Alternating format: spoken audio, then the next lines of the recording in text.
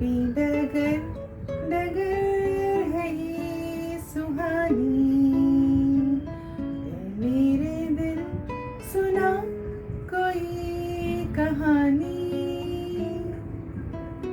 तो हमने ये जो इतनी लंबी डगर काटी है पिछले 2 सालों से, अभी खत्म होने क्या आया है।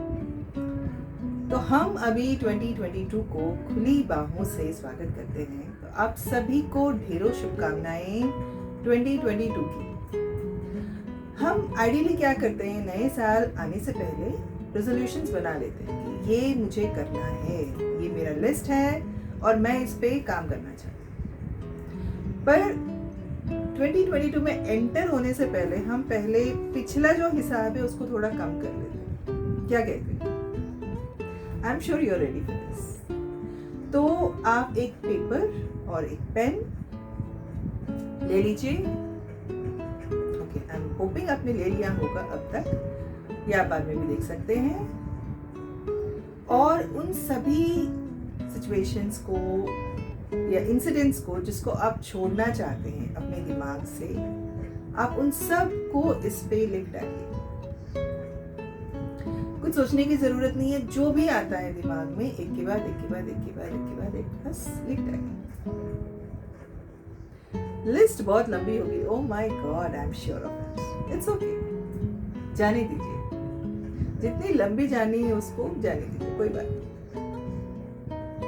जब उसको खत्म कर देंगे आप लिखना, उन सभी में से आप कुछ 5 या 10 मैक्सिमम, सिर्फ उतने ही तक लिमिट कीजिए एज अ प्रैक्टिस। आप बाकी लिस्ट बाद में हैंडल कर सकते हैं।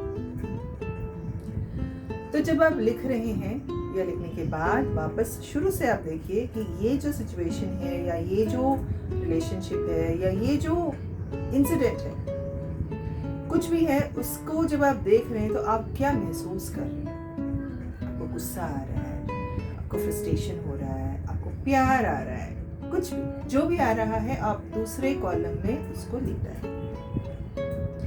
तीसरे कॉलम में उसको रेट कीजिए 0 से 10, 0 to 10 स्केल पे। आप देखिए कि आपको वो इंसिडेंट या सिचुएशन कितना इंटेंसिटी से आपको वो दिमाग में है, उसको लिख डालिए। तो अब इन सबको भी ये 5 to 10 हमने जो सिलेक्ट किए हैं, आप वहीं तक रखिए, खत्म कर दीजिए उसको। फिर वापस पहले क्वेश्चन पे आइए, पहले सिचुएशन पे आइए और देखिए कि मैं यहाँ ऐसा क्या कर सकती हूँ कि इसको बेहतर बनाऊं, या मैं यहाँ ऐसा क्या कर सकती हूँ कि इस इंटेंसिटी को मैं घटाऊं, या ऐसा क्या है जो मैंने पहले नहीं सोचा था पर अब अगर मैं अपना दिमाग चलाऊं तो ये जो सिचुएशन है ये इसको मैं ठीक कर सकती हूँ। तो ये क्वेश्चंस हैं जो आपको अपने दिमाग में चलाना है बार बार। जब आप क्वेश्चन पूछते हैं तो ये मत सोचिए कि आपको इसका आंसर आना चाहिए। अगर आपको कुछ याद आ रहा है, कुछ समझ आ रहा है तो आप उसको लिख सकते हैं, और अगर नहीं आ रहा है तो कोई बात नहीं, आप वहीं छोड़ दीजिए।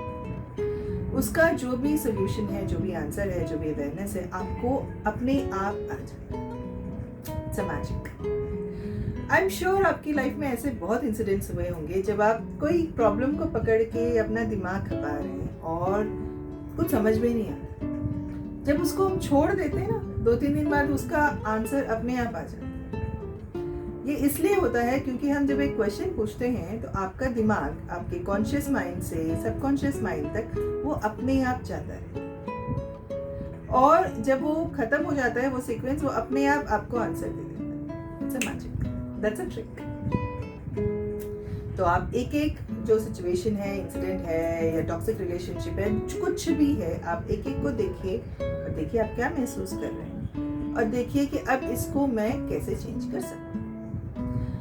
इतना काम करने के बाद भी हो सकता है कुछ चीजें ऐसी हों जो आप बदल नहीं सकते, कुछ कर नहीं सकते। तो ऐसे सिचुएशंस में आप क्या कीजिएगा, उसको एक्सेप्ट कर लीजिए कि हाँ ये है, ऐसा है, अब मैं क्या करूँ। दैट्स अ सिंपल, वहीं तक रहने दीजिए। आपको अपने आप को सरेंडर कर देना है। ऐसे इंसिडेंट्स होते हैं ना लाइफ में जहाँ आप कुछ नहीं कर सकते, बोलते हैं भगवान तेरा ही भरोसा।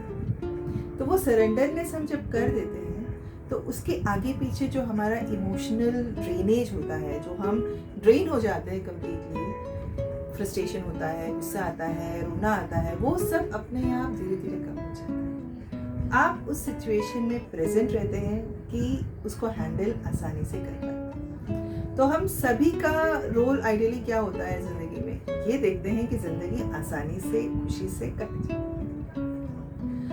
तो ये 10 जब आप कर दें तो उसको वहीं छोड़ दीजिए, फिर 2-3 दिन के बाद उसको वापस देखिए और फिर चेक कीजिए कि अभी आप क्या महसूस कर रहे हैं, अभी उसका स्केल क्या है। फिर वापस वही काम कीजिए, छोड़ दीजिए। आपको उस पर बहुत ज्यादा दिमाग नहीं लगाना है। काम खत्म, बंद। फिर 2-3 दिन बाद एक बार और चेक कीजिए। ये काम है, ये आपको करना है। मैं आपको वादा करती हूँ, आप इसको जब 3-4 बार प्रोसेस कंप्लीट करेंगे, आप पाएंगे कि आपकी सिचुएशंस बेहतर हो गई, आपका मेंटल स्टेट पहले से बहुत बेहतर है। और ये सबसे सिंपल टेक्निक जो मैं खुद आजमाती हूँ अपनी जिंदगी में। तो आप ये कीजिए और मुझे वापस बताइए कि आपको कैसा लगा ये। आप कोई टॉपिक चाहते हैं इस पे मैं बात करूं, लेट मी, आप नीचे लिख सकते हैं। सो एक फिर से नए साल की मुबारकबाद, शुभकामनाएं। ये जो साल आने वाला है ये हम सभी के लिए मंगलमय हो, खुशी का माहौल पूरी दुनिया में फैले।